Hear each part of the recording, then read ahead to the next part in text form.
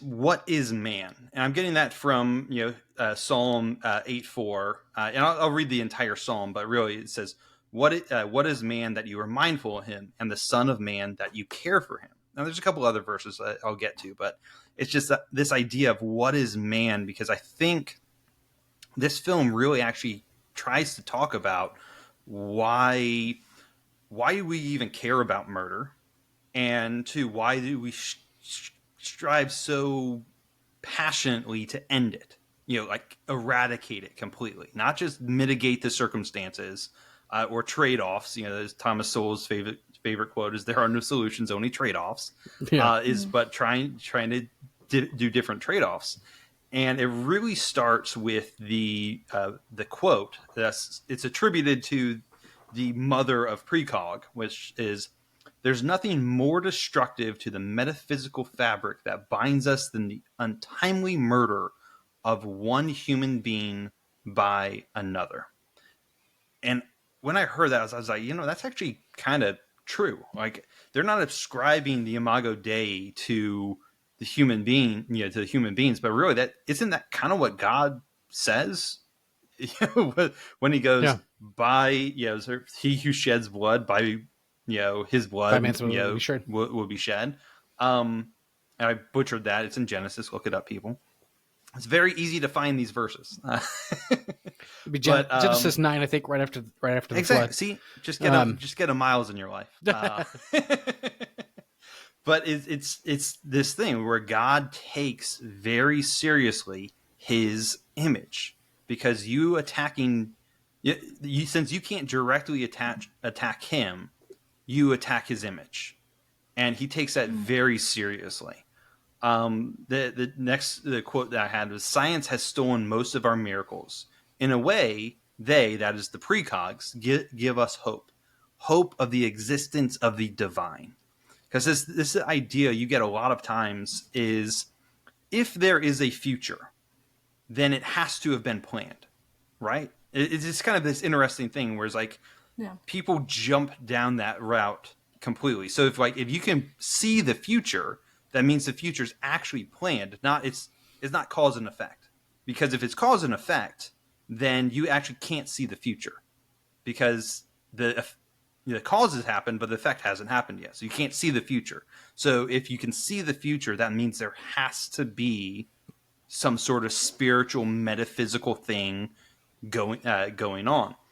So this is actually a problem. If we could ever predict the future, if we could ever see the future, this would actually not prove materialism correct. It would actually prove that it wouldn't necessarily prove Christianity correct, but it would prove, but supernaturalism probably. It's supernaturalism, metaphysicalism, something like that. It would absolutely go. That'd be in the W column for that.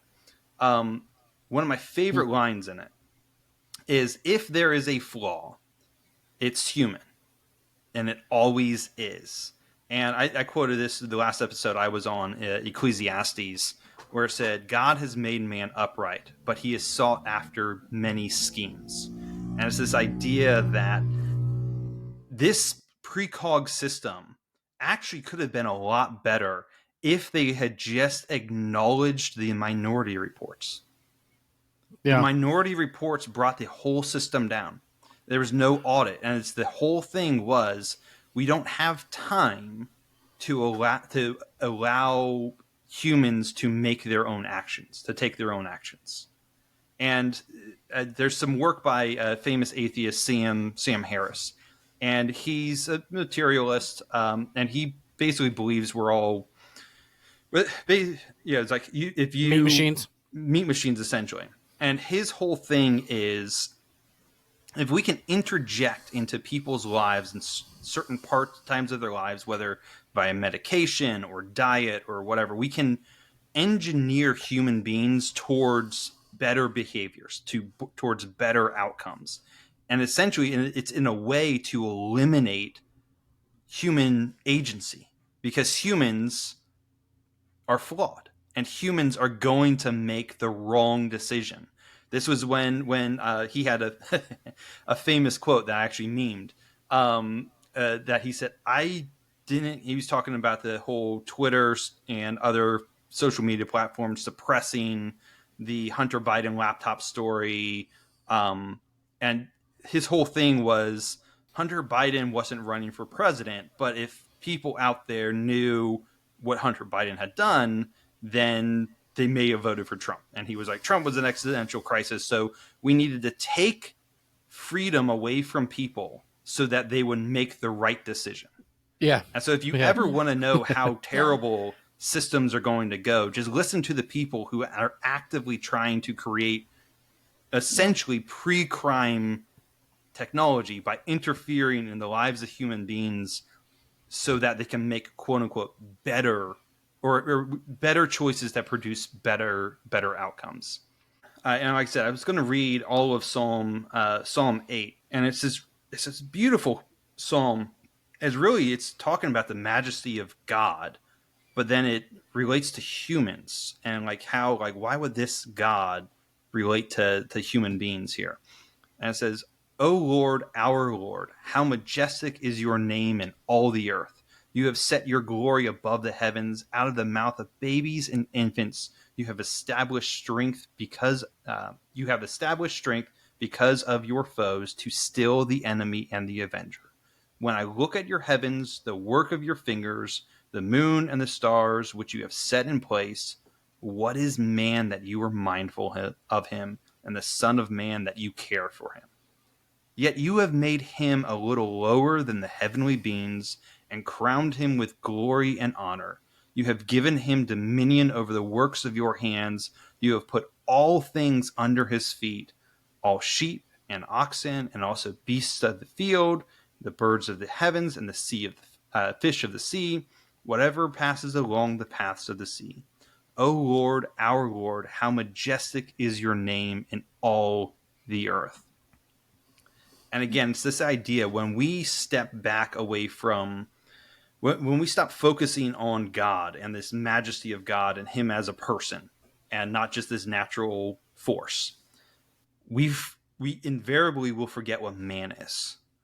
And because we forget what man is, we start to come up with these types of precog or Gattaca type worlds where we can either engineer it genetically, or we can just make the law enforcement so close to home that they don't even want to think about stepping outside the line. And at the end of the day, it just destroys individuality. Individual liberty is destroyed for the collective good is the principle that they're operating by.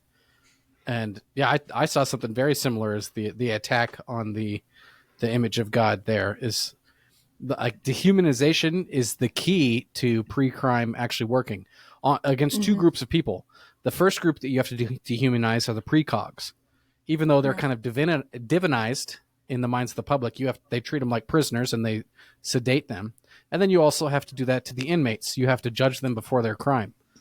And so, like Anderton at the beginning of the movie says, it's better if you don't think of them as human, talking about the precogs, right? And what are they? They're the kind of the scum of the earth, according to the prejudicial type.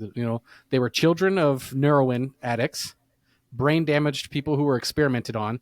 Most of them died, and then they were just used as a means to an end. And then the inmates are judged before their crimes, and pre-crime is great for everyone else besides those two groups. Mm-hmm. And so it's just like they're judged before their crimes, and occasionally minority reports exist and innocent people go to jail. Yeah. But eventually through the movie, Anderton sees through this, largely because he's forced to love his neighbor as himself, or at least see himself in his neighbor. Mm-hmm. So he sees that Agatha is like Sean, just a child that was taken away from her parents, and like his son that was taken away from him. And the inmates are like himself because he's now on the run. You know what they say? Everybody runs, right? Because everybody is the same, and we should have been treating everybody, And so Leviticus 19 is where we get the Old Testament reference, love your neighbor as yourself. I thought of two verses from that passage. Leviticus 19:15 says, you shall do no injustice in court. You shall not be partial to the poor, or defer to the great, but in righteousness shall judge your neighbor. And so what happens is that they're partial against the poor precogs and the pre-crime victims and ignore the minority report. And then ultimately Leviticus 19:18 says, "You shall not take vengeance or bear a grudge against the sons of your own people, but you shall love your neighbor as yourself." And then there's the response, there's "I am the Lord." It's reminding that there's the capital P precog watching. Yeah. And then Jesus repeats that concept in the greatest commandment, right? Love your neighbor as yourself. And so ultimately, if these people had been obeying the greatest commandment, love your neighbor as yourself, they would have found it intolerable to do these things to the precogs and to the inmates. Like, I think they could have just modified pre-crime and just stopped people from murdering and say, okay, we're watching you. If it wasn't for the horrible circumstances of the precogs, pre-crime could have, I think, kept going. But it's just too evil toward those people. It's too partial against them. It's a failure to love your neighbor as yourself. Yep.